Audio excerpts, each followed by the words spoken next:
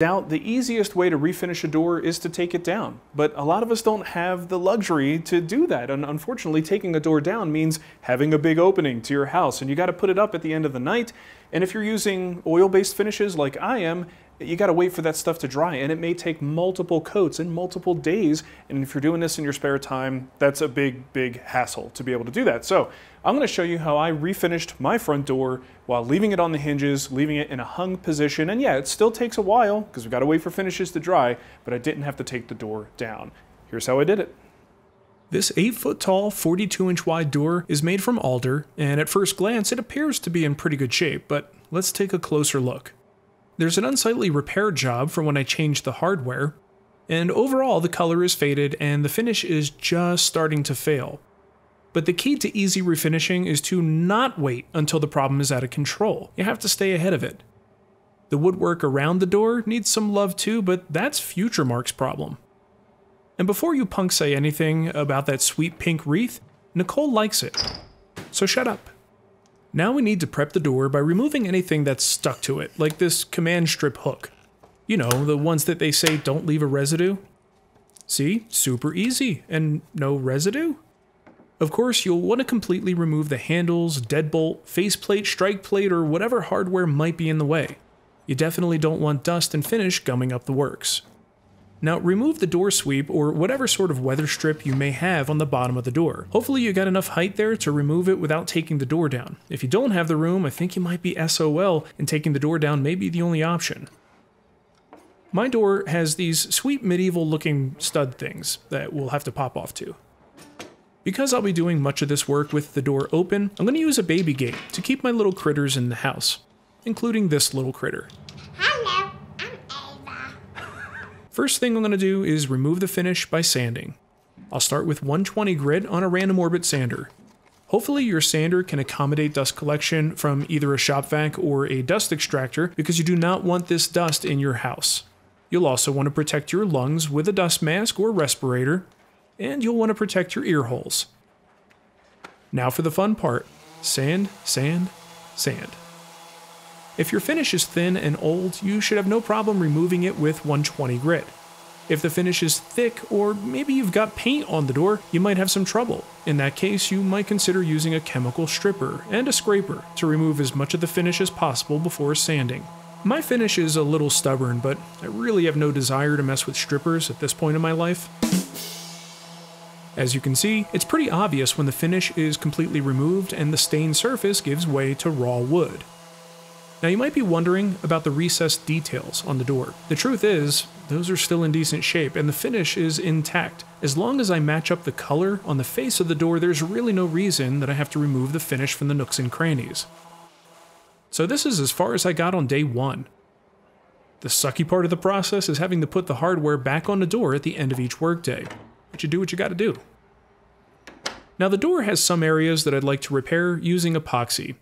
If you don't have giant vats of epoxy like I do, you can just use the 5-minute variety that comes in small tubes.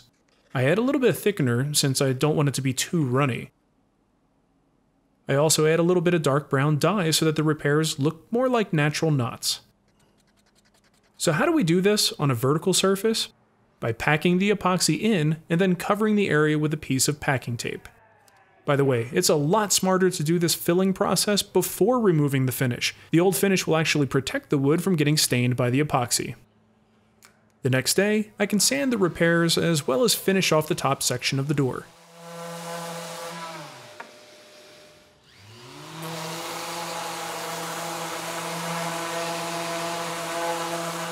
Now while I don't intend to completely remove the finish in the nooks and crannies, I can still lightly sand the surface to clean it up and get it prepped for new finish. Don't forget the areas around your hinges. Now I want to jump up to 180 grit, but before I do, I use a pencil to lightly mark up the surface. The pencil helps let me know when I've sanded enough with each grit. When the pencil is gone, I sand just a little bit more in that area and then I'm done. My final grit on this project is going to be 220. Another thing you might consider with any holes that you have to reuse, you can use a toothpick with some epoxy on there and just slightly block up the hole a little bit, just take up some of the space. Screws can recut their threads and nails will fit snug again. It's just a good insurance policy. The last step before finishing is to remove all the dust. A shop vac and a brush attachment will do a pretty good job. Now I plan to stain this door, and alder is notoriously blotchy. That just means that there's going to be a lot of light and dark spots on it and it'll look inconsistent. So I'm going to use a homemade blotch preventative consisting of 2 tablespoons of Type Bond original glue, 2 tablespoons of water-based finish, all brought up to a full quart with water. I'll paint the mixture onto the surface and let it dry. Now my goal here is to not completely prevent blotching, but to just reduce it a little bit. The rest of the woodwork in my house has plenty of blotch, so I don't want the door to look out of place. If you're going to try this recipe, you can vary the quantity of the components to either have more or less blotch control. Once it dries, I'll sand the surface lightly with 320 grit just to knock down the raised grain. When it feels smooth, I'm done. And now for the stain. I'm actually using dark walnut Danish oil. I don't know what they used when the door was initially installed, but this is a pretty close match. As you can see, I'm trying to be strategic about how I apply the stain, so I just put it on individual sections in the direction of the grain, and I'm trying to avoid lap marks and streaks. So I let that coat dry all day long and of course close the door at night. Obviously it's best to do this work early in the morning, as early as possible, and it certainly helps if the weather is nice. Now because Danish oil contains some raw oil, as do most oil-based stains, it's best to let it cure for at least a few days. If this is a weekend project for you, you might want to leave it till next weekend. If you don't, there's a good chance that the top coat won't cure properly, and that sucks real bad, so don't rush it. After a few days, we can proceed. If the surface feels a little bit rough, we could just easily hit it with a little bit of high grit abrasive. I'm using a 500 grit pad, but you can use the same 320 grit that you may have used before. But only do this if the surface feels a little bit rough, and don't sand so hard that you remove the stain. Now I'll wipe the door down with a barely moistened microfiber towel, just to remove any dust that might be on the surface. The finish I'm going to use is a high-quality marine varnish called Epiphanes in the matte variety. I really prefer to pronounce it Epiphanes, but I know someone in the comments will tell me that that's not how you say it, so fine. Epiphanes. This stuff is super thick, so I dilute it by about 10% with mineral spirits. This will make it a little bit easier to brush on, and will actually allow me to move faster. If the finish is super thick, the brush kind of drags on the surface, and it'll slow you down. Much like the stain, I apply the finish in sections, stopping where the grain changes and not crossing that line until I'm ready to do the entire adjoining piece. And just a note about the brush, it's a good idea to use something with nice soft bristles, as it really helps lay down a smooth, even finish with no brush marks. Now you might notice John working on the other side of the door. While I'm not showing it, we actually are refinishing both sides at the same time. So I let that first coat dry all day long before closing the door at night. The next day, I lightly sand, only in the areas that feel a little bit rough. And then I add a second coat. Now this one is only thinned a smidgen, like maybe 5%. This stuff is so thick that I'm digging the way it looks after just 2 coats. And remember, we also have a blotch control product plus a coat of Danish oil already on the surface. You can certainly apply more of the top coat if you feel it's necessary.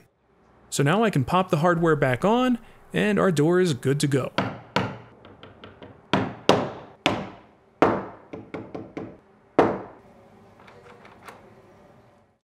Alright, so here is the finished result. Gotta say, I am super happy with the way this turned out. That matte finish, I don't know, man, something about it, I just really, really like it.